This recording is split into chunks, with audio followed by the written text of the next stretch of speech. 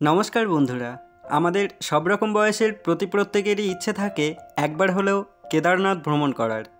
কিন্তু অনেকেরই এই কেদারনাথ যাত্রা নিয়ে অনেক রকমের প্রশ্ন থাকে, অনেক কনফিউশন থাকে। আর চিন্তা নেই, আজকের ভিডিওতে স্টেপ বাই স্টেপ কেদারনাথ যাত্রার প্ল্যানিং থেকে শুরু করে পুরো ট্যুর কমপ্লিট করে ফিরে আসা অবধি সমস্ত বিস্তারিত তথ্য আপনাদের সামনে তুলে ধরছি। আশা করি এই ভিডিও সম্পূর্ণ দেখার পর আপনার কেদারনাথ যাত্রা সম্পর্কিত আর কোনো কনফিউশনে থাকবে না। তো চলুন ভিডিওটি শুরু করা যাক। সবার প্রথমে আসি কেদারনাথ যাওয়ার প্ল্যান কখন করবেন। কেদারনাথ মন্দির বছরে 6 মাস খোলা থাকে এবং বাকি 6 মাস মতো বরফের চাদরে মুড়ে থাকার জন্য মন্দির বন্ধ থাকে। প্রতি বছর অক্টোবর মাসের দিকে শীতের মরশুমের শুরুতে ভাইফোঁটার দিন জাঁকজমক করে পুজো দিয়ে বাবা কেদারনাথকে নিচে উখিমঠের মন্দিরে এনে রাখা হয়। শোনা যায় মন্দির বন্ধের দিন গর্ভগৃহে একটি প্রদীপ জ্বালিয়ে রেখে 6 মাসের জন্য দরজা বন্ধ করে দিয়ে চলে আসা হয়। 6 মাস পর যখন আবার মন্দির খোলা হয় তখনও সেই প্রদীপ জ্বলতে থাকে।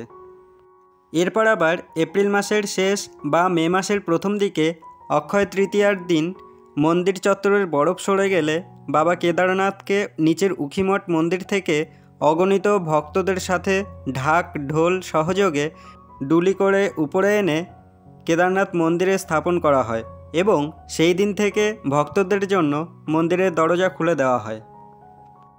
তাহলে যেটা দাঁড়ালো, কেদারনাথ যাওয়ার জন্য মোট সময় হলো মে থেকে অক্টোবর। এর মধ্যে জুলাই, আগস্ট, সেপ্টেম্বরের মাঝামাঝি বর্ষা থাকে।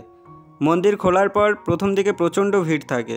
সেপ্টেম্বরের শেষের দিক থেকে অক্টোবরের প্রথম দিকে তুলনামূলকভাবে একটু ভিড় কম থাকে। তো এবার ঠিক করে নিন আপনি কখন যেতে পারবেন। কেদারনাথ যেতে গেলে সবার প্রথম হাওড়া থেকে ট্রেনে হরিদ্বার, তারপর হরিদ্বার থেকে বাসে সোনপ্রয়াগ, সোনপ্রয়াগ থেকে ছোট জিপ গাড়িতে করে গৌরীকুণ্ড, গৌরীকুণ্ড থেকে হাঁটা পথে বা হেলিকপ্টার বা ঘোড়া, পিট্টু, পনি এ সমস্ত মাধ্যমে আপনি কেদারনাথ পৌঁছাতে পারেন।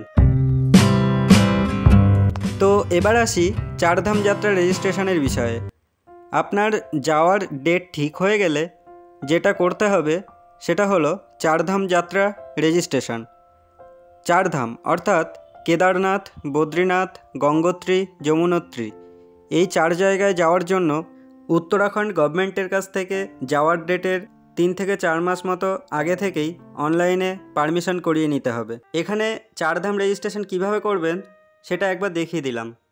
সবার প্রথমে গুগলে যাবেন, গুগলে গিয়ে লিখতে হবে চারধাম রেজিস্ট্রেশন বলে।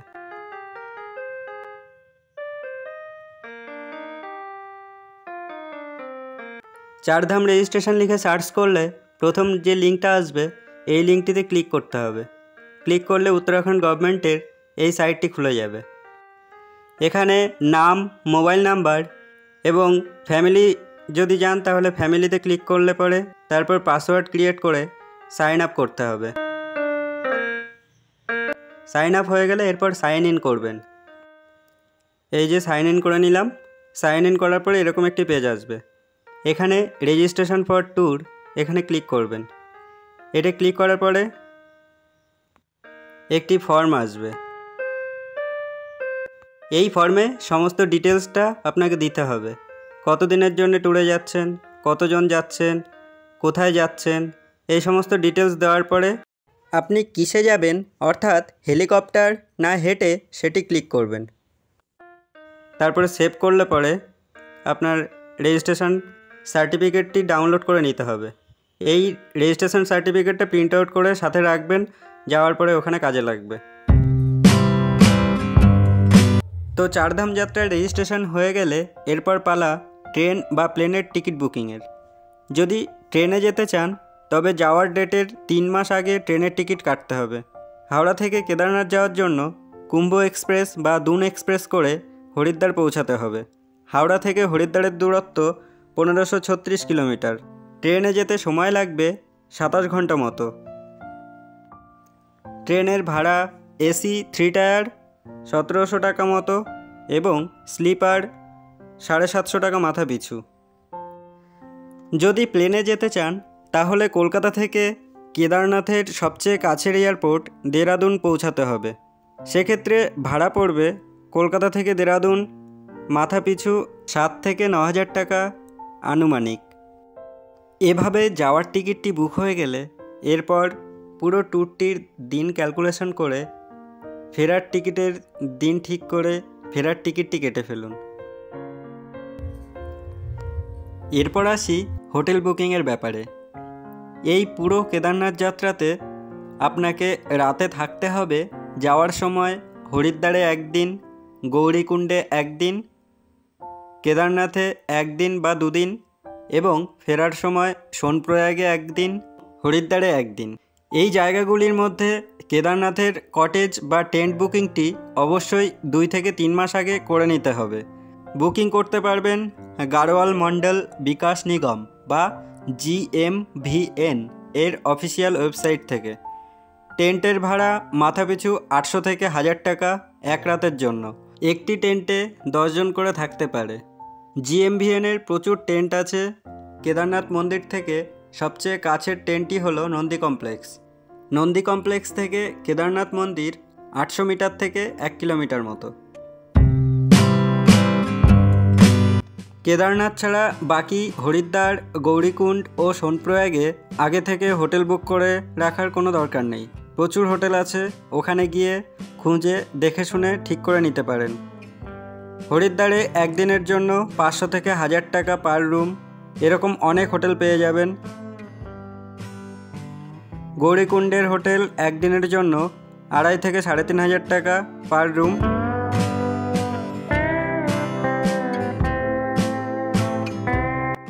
এবং সোনপ্রয়াগে 1,500 থেকে 2,500 টাকা পার রুম হোটেল পেয়ে যাবেন। প্রতি ক্ষেত্রেই একটি রুমে 4 জন করে থাকতে পারবেন। আপনি চাইলে অনলাইনে গোয়াইবিবো বা মেক মাই ট্রিপ ইত্যাদির মাধ্যমেও আগে থেকে হোটেল বুকিং করতে পারেন, তবে সেক্ষেত্রে টাকা একটু বেশি পড়তে পারে। এরপর আসি কেদারনাথ যেতে গেলে কি কি প্রয়োজনীয় জিনিস সাথে নিতে হবে সেই ব্যাপারে। কেদারনাথ যাত্রার সমস্ত পোশাকের সাথেই গরম পোশাকও অবশ্যই সাথে নেবেন। উপরের দিকে খুব ঠান্ডা থাকে, তখন কাজে লাগবে।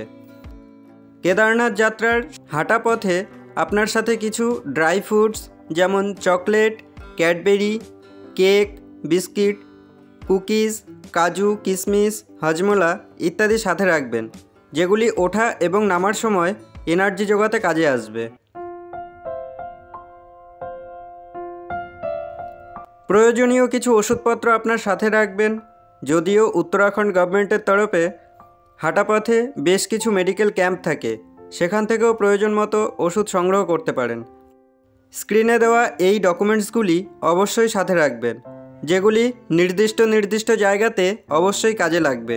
এছাড়াও বেশ কিছু দরকারি জিনিসপত্র আপনাকে নিতে হবে, যেমন ছাতা, রেইনকোট, নিচে গ্রিপ আছে এমন জুতো, ট্রেকিং স্টিক বা লাঠি, মোবাইল চার্জার, ব্যাঙ্ক কার্ডস বা ক্যাশ, এছাড়াও অন্যান্য নিত্য প্রয়োজনীয় জিনিস আপনাকে গুছিয়ে নিতে হবে। হেঁটে কেদারনাথ ওঠার সময় এই ট্রেকিং স্টিক বা লাঠি প্রচুর কাজে আসে। এই লাঠি আপনি পেয়ে যাবেন সোনপ্রয়াগ পার করলেই রাস্তার পাশেই 20 টাকা 30 টাকা দামে।